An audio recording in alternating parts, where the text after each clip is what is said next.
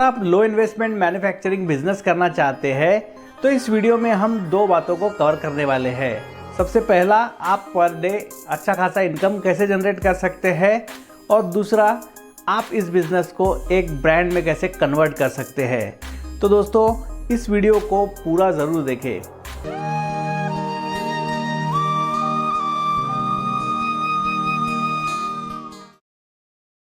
जय हिंद दोस्तों, मेरा नाम है आशा शुक्ला और माई इंडिया माई डेवलपमेंट चैनल में आपका स्वागत है।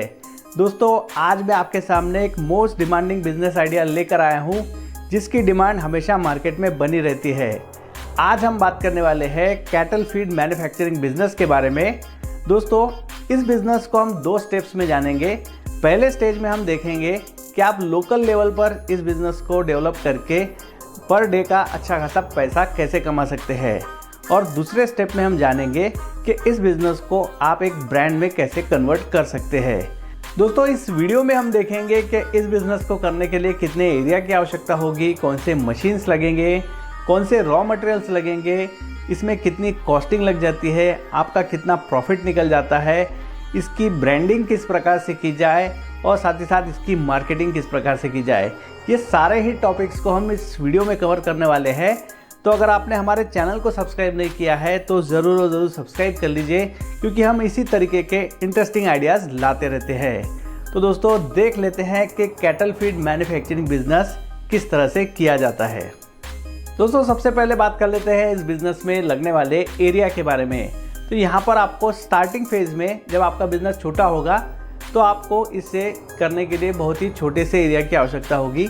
मेरा एक सजेशन ये होगा कि अगर आपके पास खेत है तो आप वहाँ पर इस बिज़नेस को स्टार्ट कीजिए, क्योंकि जो आपके रॉ मटेरियल्स है आपको वहीं से ज़्यादा मिल जाएंगे। तो ये आपको बिज़नेस करने के लिए बहुत ज़्यादा आसानी होगी।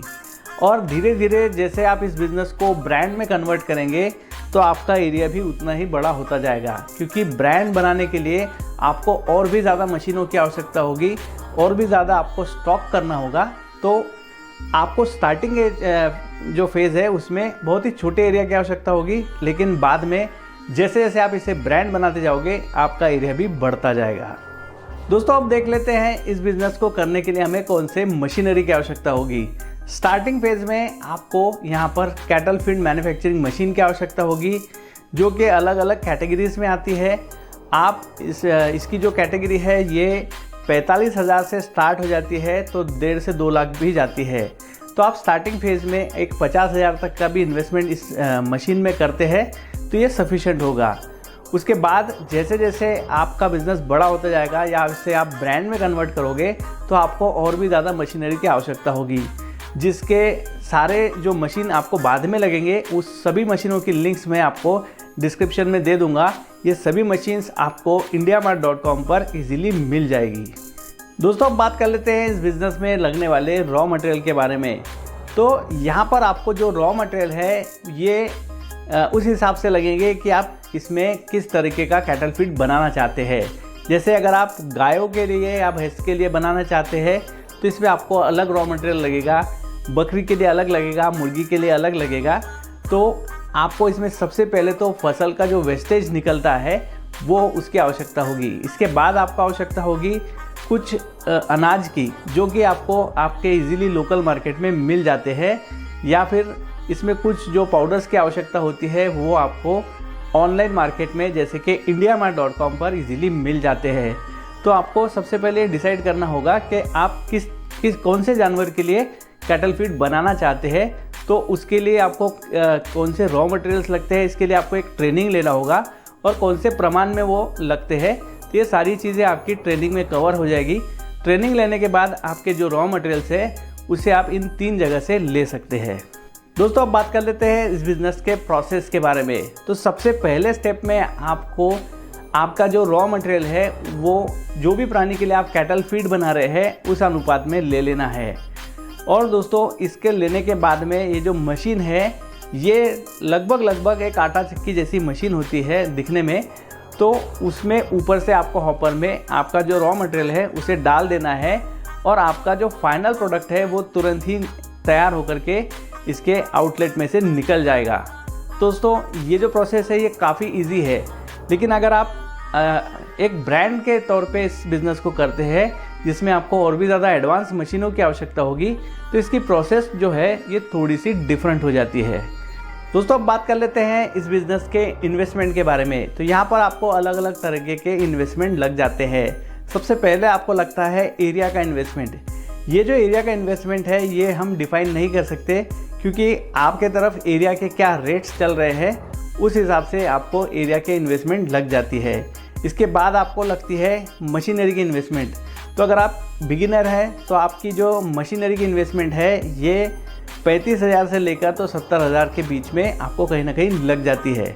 अगर आप एक ब्रांड बना रहे हैं तो आपको धीरे धीरे जो अब आप इस लोकल लेवल पे इस बिज़नेस को डेवलप कर लोगे तो यहाँ पर आपको ये बेसिक इन्वेस्टमेंट लगेगी, और जैसे जैसे आपका बिज़नेस बड़ा होता जाएगा, आप ब्रांड बनाते जाओगे, आपको और भी ज़्यादा मशीनरी इसमें खरीदनी होगी। इसके बाद आपको लगती है रॉ मटेरियल की इन्वेस्टमेंट। ये भी टोटली डिपेंड करती है कि आप कौन से प्राणी के लिए जो कैटल फीड है वो बना रहे हो, उस तरह से आपको उसकी इन्वेस्टमेंट भी लग जाती है। अगर हम एक वर्किंग कैपिटल पकड़े तो लगभग आपको 50,000 से तो 1 लाख तक की बिगिनिंग में वर्किंग कैपिटल भी लग जाती है। तो एक ऑल ओवर अगर इन्वेस्टमेंट पकड़ी जाए तो यहाँ पर आपका ये जो टोटल बिजनेस है ये 2 लाख तक के स्टार्ट हो सकता है।